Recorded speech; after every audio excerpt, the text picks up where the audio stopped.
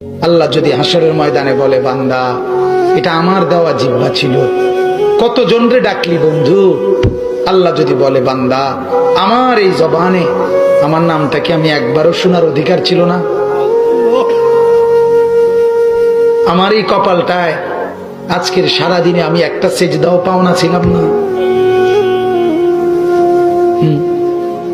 আমার এই কানটায় আমি আল্লাহকে একটা বারো আজানের আওয়াজটা শোনার হক আমি পাওনা ছিলাম না? কি বলবি যুবক? হ্যাঁ মুসলমান, কি বলবো?